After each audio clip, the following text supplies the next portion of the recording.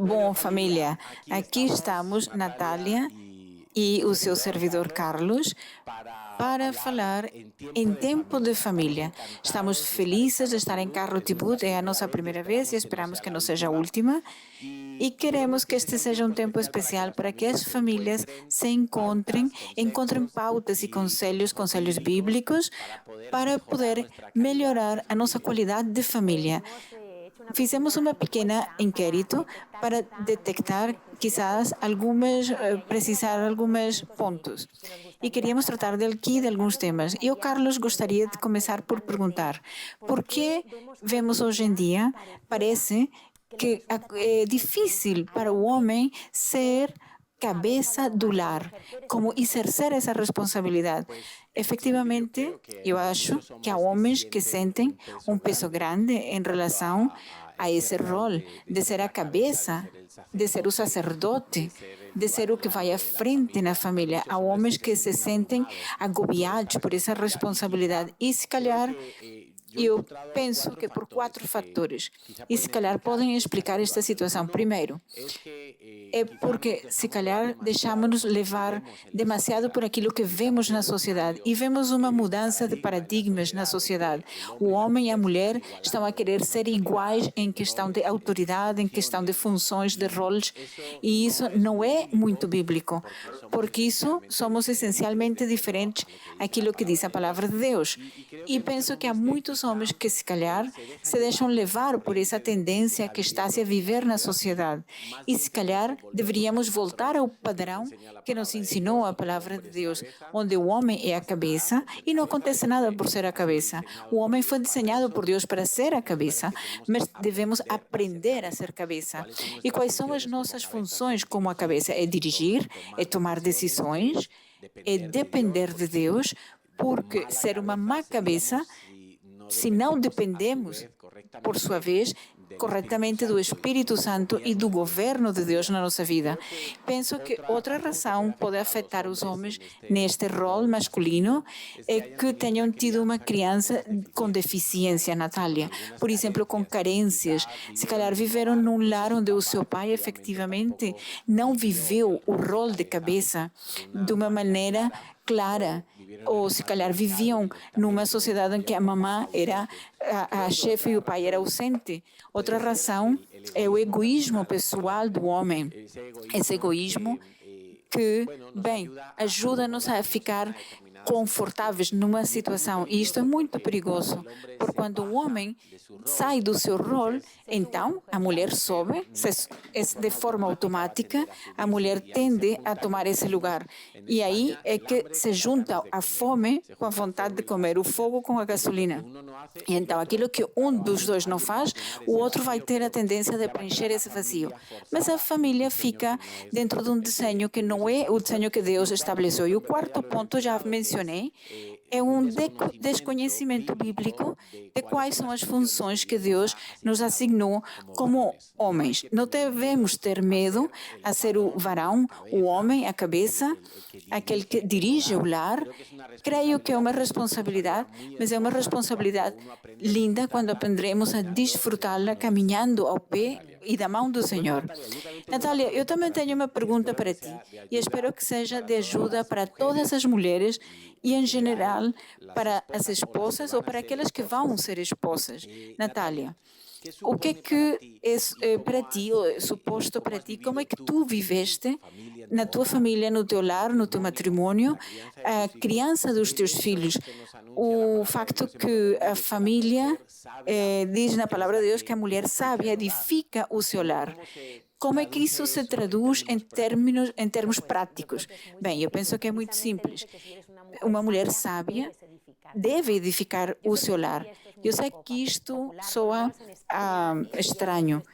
Ouve-se muito que devemos partilhar os roles 50-50. E imagina, eu tinha uma amiga que colocou uma injeção no peito para não ter de dar de leite ao seu filho. Assim, o seu marido se levantava durante a noite e dava o biberão. A Bíblia dá-nos a entender que Deus nos desenhou a nós com uma sensibilidade, com uma capacidade para tomar conta do lar. Quando tu lês Provérbios 31, que apetece por vezes arrancar aquela folha, a mim dá-me uma visão que a casa, o lar, é como se fosse uma empresa. E a mulher é a empresária. Essa mulher é a gestora. Ela comprava, ela estava a prever as coisas, vendia, se ocupava do que os seus filhos e o seu marido estivessem bem alimentados, bem vestidos. E, de facto, quando tu vês um homem e os seus filhos, dizem muito da mulher que está por trás.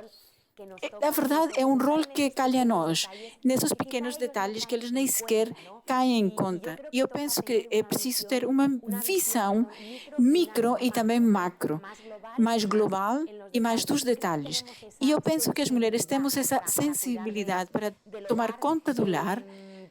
Creio que a pessoa desfruta, eu pelo menos tenho desfrutado de tomar conta do meu lar, dos meus filhos.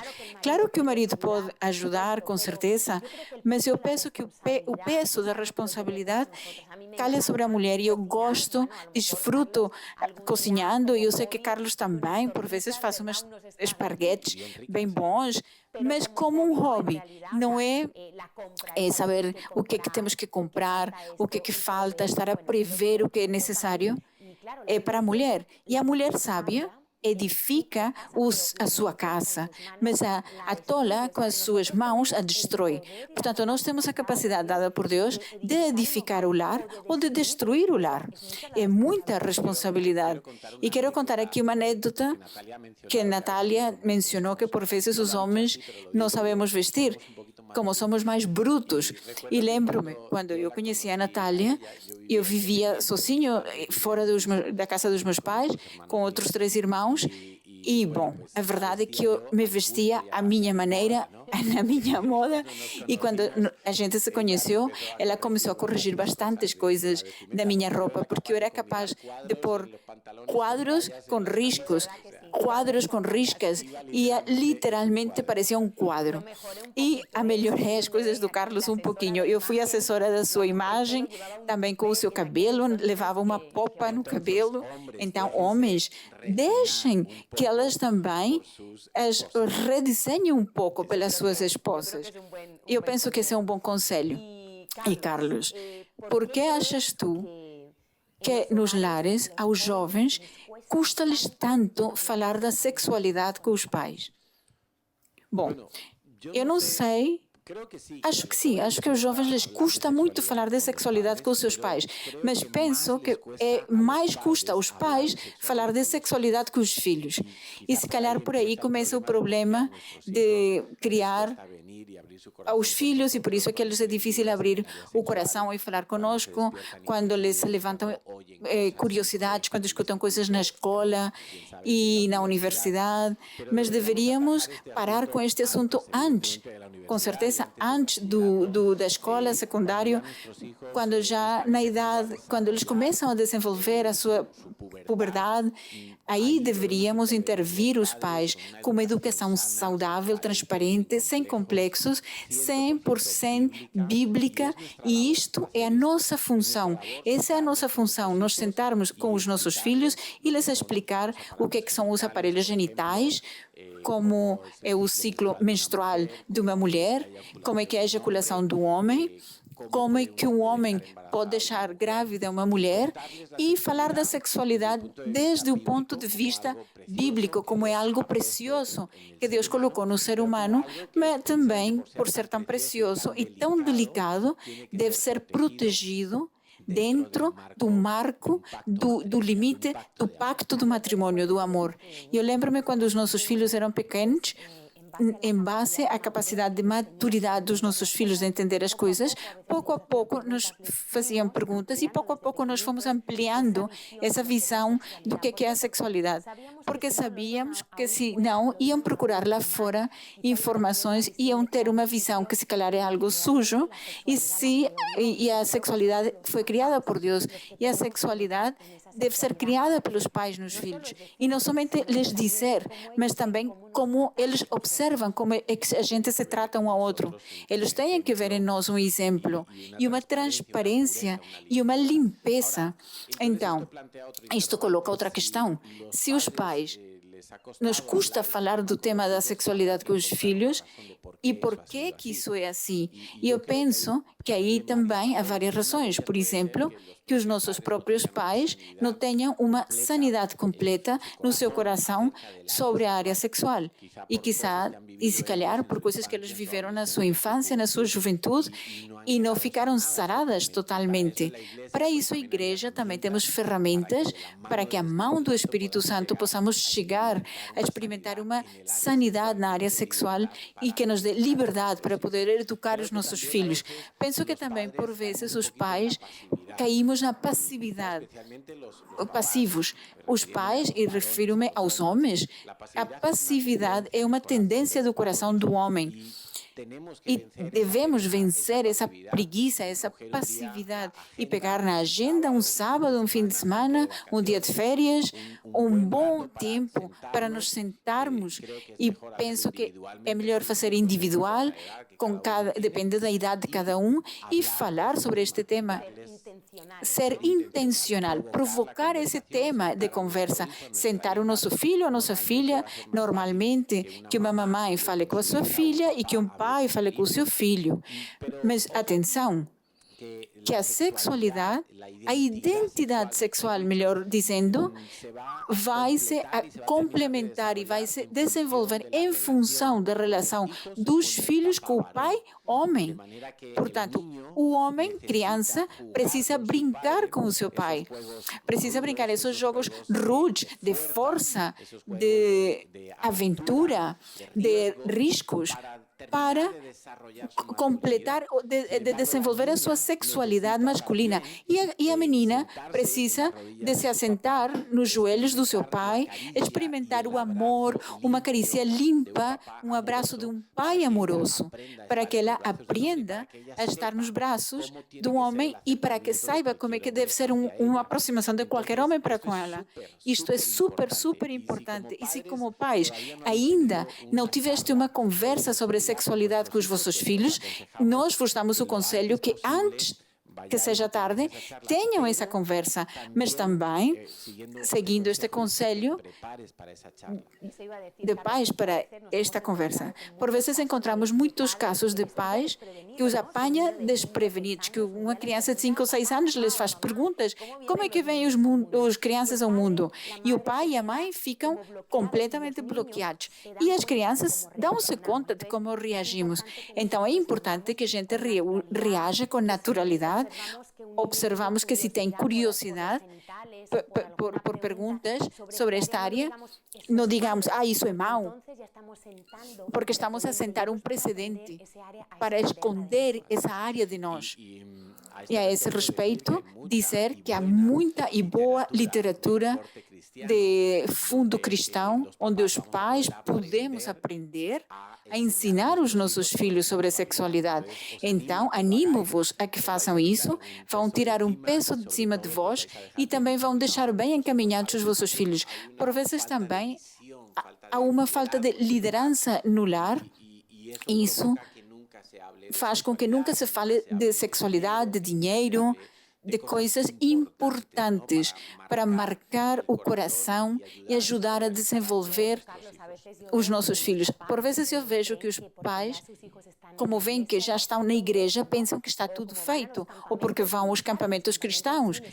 E, claro, sim que falamos de sexualidade no campamento, mas são os pais os responsáveis de formar bem essa área em casa, as bases, as prioridades, Porque na igreja podemos aproximar os vossos filhos num 20%, mas vós estáis todo o tempo com eles. E é importante que não deleguemos totalmente essa função aos outros. Os filhos devem perceber que as portas para falar com os pais estão sempre abertas, a qualquer hora, em qualquer dia, em qualquer circunstância, estejamos ocupados, estejamos desocupados.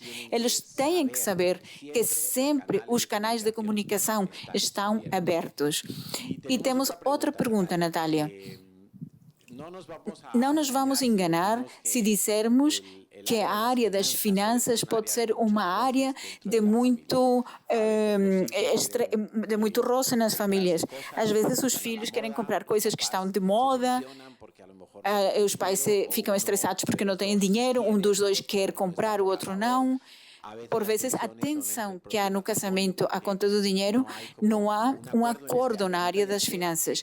Que conselhos darias tu às famílias de Carro Tibut para eliminar a tensão na área das finanças? Bom, este tema sempre vai estar. Na última reunião de matrimônio que fizemos, foi precisamente, a chamamos até que o dinheiro nos separe. Em vez de até a morte nos separe, até que o dinheiro nos separe. Porque sim, é verdade que gera muita tensão este tema. Nos casamos um pouco na aventura, como é que será o matrimônio, e na realidade começa como uma escola de vida e devemos nos preparar um pouco antes. E aqui nos tem ajudado muito a entender que Deus é um Deus de ordem. Fazer um orçamento. No início, quando éramos casados, não tínhamos filhos, a nossa economia, estávamos a poupar para comprar um apartamento, viajávamos em transporte público, mas desde o início sabíamos que devíamos ser conscientes do que entrava e do que saía. Não podíamos simplesmente gastar e já está. Tínhamos de ter um orçamento. E é importante fazer um orçamento, se sentar o marido e a mulher e a falar do assunto. E as crianças, e ir sabendo, as crianças precisam de uns tênis. É importante falar.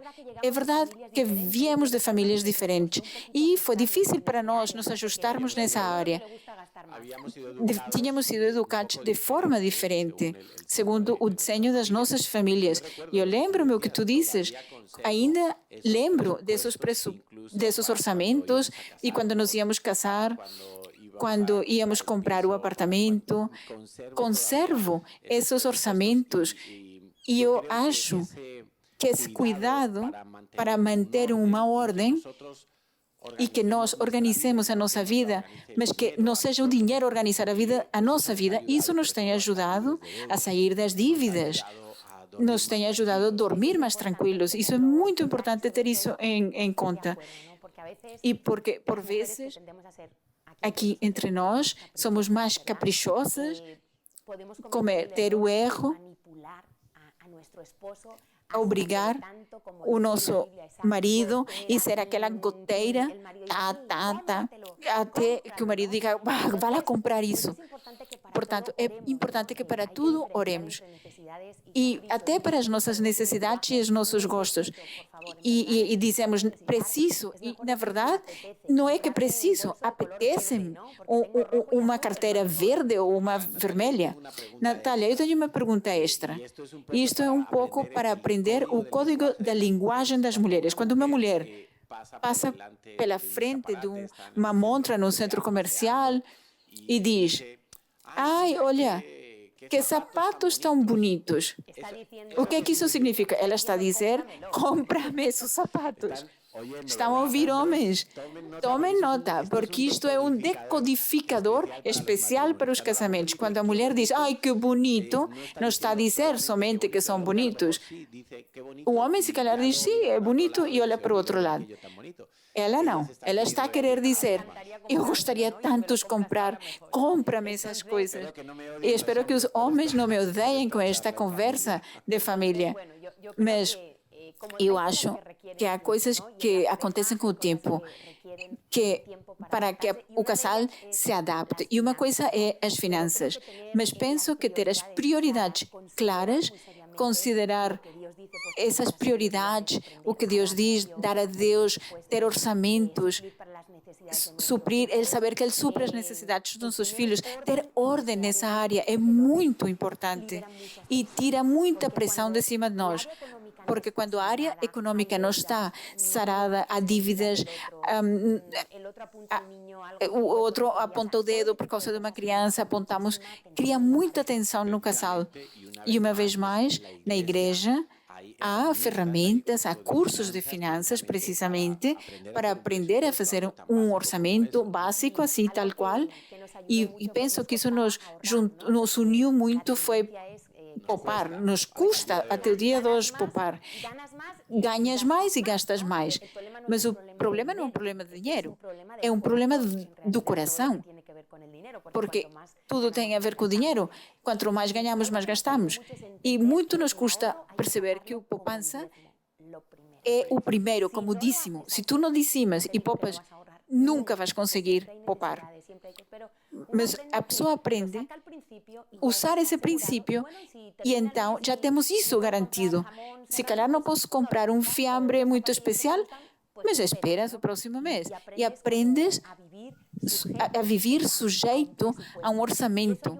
Isso ajuda muito e é que, na realidade, de acordo com como esteja o nosso coração, revela muito como é que nós estamos também.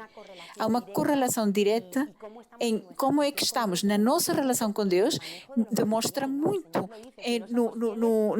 como levamos as coisas materiais. Porque se não amamos as coisas que se veem, imagina, não vamos amar as coisas que não se veem. Portanto, Deus nos vai dar as coisas espirituais, é uma prova importante, porque é assim, o dinheiro vamos ter que saber lidar com ele até o fim dos nossos dias. Desde que nos levantamos até que nos deitamos, gastamos na água, gastamos energia, saímos à rua, no transporte. Não nos dê como preguiça tratar desse tema. Cada 15 dias, tiremos o tempo para sentar, para falar da economia, das finanças, para saber se temos dívidas. E há momentos na vida que temos que apertar o cinto. E temos que ver como é que vamos saindo para frente com a economia. Uma vez li, Natália, nesses cursos de finanças, que as decisões de dinheiro são todas elas decisões espirituais. E quando eu entendi essa perspectiva de como tratar do dinheiro e pondo Deus no centro e tentando viver na vontade de Deus, para mim também foi um descanso. Não foi somente uma questão de matemática ou de porcentagem ou de margem de benefício ou de cotas. Foi uma decisão espiritual. Gastar ou não gastar, como é que eu gasto, é uma decisão espiritual. Ou seja, ele tende a ser lógica e eu tendo a ser impulsiva. Então, isso nos tem ajudado muito a entender que é uma coisa espiritual, porque tudo depende de Deus. Não somente devo lhe dar o 10%, mas tudo o que eu tenho, na realidade, foi Ele que me deu. Então, é bom entender que não devemos ser obrigados a fazer as coisas, mas se consultar com Deus. Compro ou não compro? Viajo ou não viajo? É um descanso, porque Deus é bom e Deus sabe o que vai acontecer amanhã. E a verdade é que é um descanso consultar as coisas com Deus. Carlos, bom, estes dias de confinamento, pensamos que na maioria de países aumentou o divórcio grandemente, como ao regresso das férias. Parece ser que essa convivência tão intensa aumentaram os divórcios e as pessoas deitam mais tarde. Houve um aumento do consumo de pornografia, de álcool. Bom, Carlos, que conselho prático podes nos dar? Porque já levamos em Espanha mais de 60 dias. E isto vai já pensando, porque todos os dias os mesmos nas mesmas atividades e isto começa a ser uma rotina difícil. Que conselho nos dás, Carlos? Bem, eu penso que, tendo em conta que somos seres tridimensionais, como nos ensina a palavra, espiritual e corpo, pois devemos, penso eu, tomar conta das 3 dimensões do nosso ser. A nossa parte espiritual, devemos seguir num bom nível de comunhão com Deus, devocionais, estudo da palavra de Deus, e eu penso que não se trata de ter mais tempo. Agora, quase todo, temos mais tempo em casa, mas não devemos investir no autocarro, em viagem de metro. Temos mais tempo, mas aqui estamos a tentar aproveitar melhor o tempo. E o mais importante é a nossa parte espiritual. Se a nossa parte espiritual está fraca, está débil, tudo o resto vai começar a falhar sistematicamente. Então, vamos tentar cada dia procurar melhor o rosto de Deus, a presença de Deus, a depender de Deus, a escutar a voz de Deus e a entender o que Deus tem para nós. E então vamos carregar as baterias na sua presença para depois poder amar o nosso próximo, para nos encher de sabedoria, para nos encher do conselho de Deus. Isso, sem dúvida, vai ser o primeiro combustível necessário para todo o resto. Depois temos também de cuidar do corpo. O corpo, como é que vamos cuidar? Ok, descansando as horas adequadas, tentar não mudar demasiado as horas, não comer mal, nem comer muito, fazer uma dieta, fazer um pouco de exercício e, no caso do casamento, devem manter a sua intimidade no nível adequado. Sabemos que é difícil porque estão as crianças em casa e aí estão todo o tempo, mas devemos tentar cuidar essa área da intimidade também. E na área emocional, na área da alma, também devemos ter algumas considerações. Por exemplo, eu penso que devemos cuidar especialmente as relações com os outros, de ter em conta os temperamentos de cada um, tendo em conta a forma de ser de cada um. Algo muito prático para este tempo de confinamento, em geral, para toda a vida, mas em especial neste tempo de confinamento, é ser rápidos para perdoar. Ser rápidos para perdoar. Não permitamos que uma amargura vá crescendo dentro de nós dia após dia. Mas antes de ir dormir, antes de ir para a cama, vamos arranjar os assuntos, mesmo que nos custe muito trabalho, mesmo que tenhamos engolir saliva o nosso ego, vamos fazê-lo pelo bem próprio e pelo bem de toda a família. Algo que é muito importante, não se isolar no tempo de confinamento, porque, curiosamente, estarmos todos dentro do mesmo teto, também se produziu uma espécie de uma situação. Cada qual está no seu quarto. Cada um está no seu quarto, fechado no seu móvel, no seu tablet, nos seus livros, com o seu trabalho. E, curiosamente, perdeu-se o tempo de qualidade na família. Então, seria bom tirar espaços durante o dia ou durante a semana, um tempo em que possamos comer juntos, ver um filme juntos, um jogo de mesa juntos, fazer algo juntos. Se calhar não podemos ir à rua, mas se calhar há um pouquinho mais liberdade nestes dias, mas se as coisas voltassem outra vez a ser mais restritivas, outra vez vamos aproveitar a fazer atividades juntos, obrigatoriamente. Se calhar teremos que nos obrigar um pouco, porque todos temos a tendência ao egoísmo. Comunicar sentimentos, obrigarmos-nos a falar, provocar esses espaços juntos, vai desenvolver a comunicação mais aos homens do que às mulheres, porque os homens lhes custa mais falar daquilo que sentem. E à hora de comunicar, tenhamos em conta também não abusar dos absolutos. A típica frase é que tu nunca, é que eu sempre, é que todo o tempo, ou tudo ou nada, ou sempre ou nunca. Todos esses absolutos não costumam ajudar a esclarecer as coisas. Antes, pelo contrário, fazem polarizar as coisas e afastar as coisas. Portanto, vamos tentar ser mesurados na forma de falar, mas comuniquemos, falemos. Curiosamente, muitas famílias minguaram na comunicação, apesar de estar todo o dia juntos. Olha, Natália, tenho aqui uma última pergunta antes de que passemos a orar um pouco. Dá-nos, por favor, uns tips, umas dicas finais para as famílias. Que outro assunto poderíamos acrescentar a toda esta conversa para ajudar as famílias a ter um melhor ambiente nas suas casas, com os filhos, no caso do matrimônio, com os solteiros se vivem com outras pessoas? Dá-nos alguns conselhos, por favor, prático. Olha, Carlos, há muito tempo atrás, Deus falou comigo num versículo que está em Provérbios 15:30, que diz assim: todos los días son difíciles, mas el de corazón contento tiene un banquete continuo. se calhar não estejamos a passar o melhor momento, as circunstâncias não estão da forma como a gente gostaria, mas a atitude do coração definitivamente marca o ambiente em que vivemos. E eu entendi que quando uma pessoa tem uma atitude de queixa e de estar afligida e de ver tudo o lado mau das coisas, todos os dias são difíceis. Mas diz o versículo que na mesma circunstância que um coração contente e agradecido, um coração com a gratidão, essa pessoa tem um banquete completo todos os dias. Eu penso que estar contente é uma decisão. Podemos aprender a estar contentes. Disse Paulo, tenho aprendido a estar contente. Eu não nasci contente, ao contrário.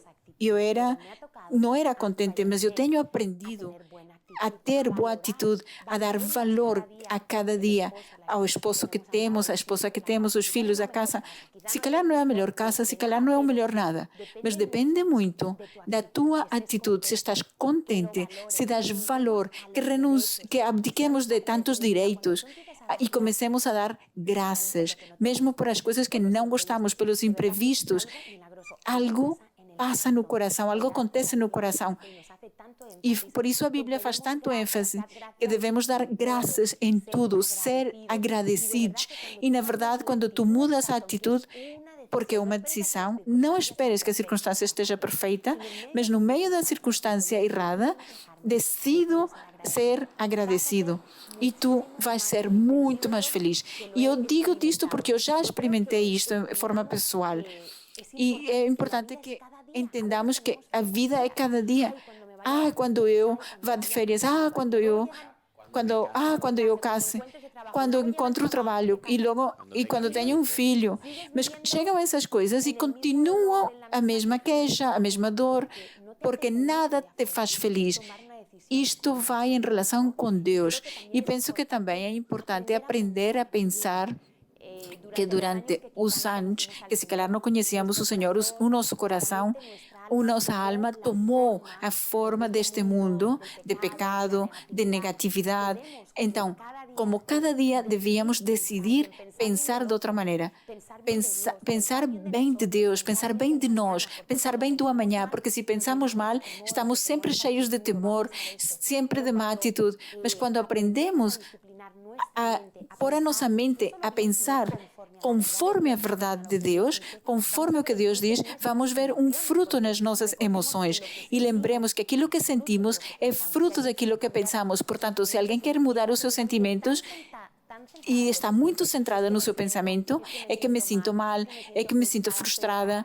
Para mudar os sentimentos, tenho que começar a trabalhar na minha mente através da palavra de Deus, porque a palavra de Deus é medicina e não é nada de comprimidos, é medicina a palavra de Deus.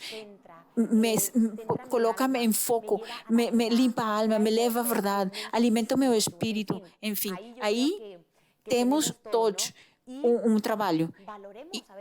E por vezes exigimos demais, estamos cheios de direitos, queremos que nem o teu marido, nem a tua mulher vão poder preencher esses vazios que tu tens, somente Deus. Se tu não tens essa comunhão com Deus, quando Deus te preenche totalmente esse vazio que somente Deus pode preencher, então aí não sofres tanto se o teu marido não faz aquilo que tu esperavas, ou que se os teus filhos não são os melhores da escola, ou não são como tu esperavas, porque isso tudo passa a segundo plano, porque realmente Deus está a encher para que Ele seja a plenitude de todas as coisas.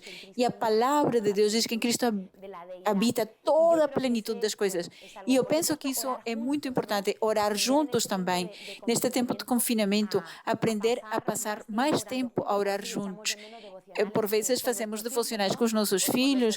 Agora podemos aproveitar e fazer um dia ou 2 dias da semana juntos, passar tempo juntos e, sobretudo, com o teu companheiro ou companheira. Vamos ter tempo de ouvir o teu coração, o coração do companheiro. Na oração ajuda muito. E durante a noite, quando já vamos deitar, e eu recomendo isso. Muito bons conselhos, Natália. E esperamos que vos tenham servido a todos vós. E bom, vamos terminar aqui o tema, mas queremos terminar com oração. E quero pedir a Natália que possa fazer uma oração, uma primeira parte, e oro para terminar. Então, Carlos, que tal? Eu oro pelas mulheres e, Carlos, tu oras pelos homens, talvez? Ok, vamos orar. Papá, damos-te muitas graças porque tu és um Deus que pensa bem de nós, és um Deus que fez um desenho para a vida da família, para o dinheiro, para as emoções, porque queres que desfrutemos da vida que vamos passar aqui na Terra. E hoje, como mulheres, queremos te dizer que queremos aprender a soltar o controle, a deixar de pensar tanto pelos outros, tanto pelos filhos, pelo esposo. Queremos aprender a te ouvir a ti, mais a ti, a deixar de ouvir tanto a nós próprias. Muitas vezes pensamos que somos sábias na nossa própria opinião e muitas vezes com esse desejo que temos de servir no lar, por vezes atropelamos os outros e queremos hoje te pedir que tu nos ensines a ser essas mulheres sábias que edificam o seu lar, que amemos o desenho, as tarefas que tu nos deste dentro do lar, que amemos aos nossos filhos, o nosso esposo, que desfrutemos e vejamos a nosso lar como tu vês, como essa empresa, com detalhes pequenos e com coisas grandes e visão macro. E hoje queremos amar a tua visão. Queremos te dizer graças, graças, porque assim tu nos deste tudo. Dá-nos um coração agradecido, Senhor, que possamos olhar para os nossos esposos e filhos através do teu amor, que os aceitemos tal e qual como são, que os ajudemos a desenvolver o seu caráter de Jesus. Enche-nos dessa graça para que tu nos des esse poder, essa capacidade como mães, como esposas, e queremos fazer isso bem, usar bem essa capacidade daquelas mulheres que edificam o seu lar. E hoje te pedimos que formes primeiramente em nós esse caráter de Jesus, que nos ensines que nos deixes a sujeitar ao Espírito, a sujeitarmos-nos a ti, ao nosso esposo, porque assim nos irá bem. Graças, Espírito Santo, por um dia mais, por falar ao nosso coração, porque tu queres preencher os nossos vazios, as nossas faltantes, carências. Somente tu podes preencher, porque o teu amor é tão grande, tão alto, tão profundo o teu amor. Precisamos de perceber e experimentar cada dia. Bendecimos os nossos esposos, filhos, o nosso lar, a igreja, os nossos pastores. Muito obrigado pelo rol que temos. E não somente levar esse rol, desfrutá-lo contigo e ser agradecidas. Graças, Jesus. Bem, eu quero orar pelos homens. E se tu estás aí, não importa a idade que tens, se és uma criança, um jovem, um adulto, quero te pedir que ponhas a tua mão direita no coração. Senhor, queremos nos apresentar diante de ti como homens que amam a tua presença, que amam a tua casa e que amam, Senhor, o que tu nos deste. Padre, para muitos, se calhar, tem sido difícil ser a cabeça do lar, tem sido uma missão complicada, complexa, tem havido temores, tem havido desconhecimento, tem havido preguiça, passividade, mas hoje vimos aqui para nos rendermos diante de ti, para que tu nos ajudes. Não queremos fugir à responsabilidade que tu nos deste, mesmo aquela que um dia vamos ter, quando as crianças, os jovens cheguem ao matrimônio, queremos pedir-te que tu nos ajudes nesta responsabilidade para ser pais, para ser cabeça do lar, para ser esposos, para ser sacerdotes na nossa casa, para tomar a autoridade delegada do céu, para exercer com amor e com temor de Deus nos nossos lares, eliminando todo autoritarismo, todo do nosso coração, toda passividade, toda preguiça, no nome de Jesus. Senhor, e tomando posição do governo que Tu nos deste, sim, é em verdade uma grande responsabilidade, é uma enorme responsabilidade, porque Tu nos puseste a tomar conta de esposa, filhos, Tu nos colocaste em frente de decisões importantes no lar. Mas, Senhor, Tu também prometeste que nos ias dar sabedoria, que Tu também prometeste na palavra que a obra que Tu começaste um dia vais aperfeiçoar, Tu próprio vais aperfeiçoar até o dia do regresso de Jesus Cristo. E queremos confiar, queremos viver nessa confiança e viver a vida aceitando o risco. E tomamos decisões de fé, decisões que pretendem primeiro Te agradar a Ti. Senhor, sabemos que Tu vais ajudar nessas decisões, que não vão cair em saco vazio, que Tu as vais prosperar como cabeça do lar. Quero abençoar a todos os que dependem de nós, abençoar a minha esposa, os nossos filhos, mas também, se tu és jovem, abençoa os teus pais, abençoe os que te deram a vida, e queremos pedir-te a bênção completa para o nosso lar, te pedir, Deus Todo-Poderoso, que Tu sejas o centro absolutamente de tudo o que se vive na nossa família. Queremos Te adorar juntos, queremos estudar a palavra juntos, queremos esperar o Teu regresso, Senhor, juntos, Senhor Jesus, e queremos procurar todos os dias a Tua presença. E se há um lugar especial no nosso lar, queremos que Tu estejas aí. Se há um lugar mais alto, mais digno no nosso lar, queremos que Tu, Jesus, estejas aí.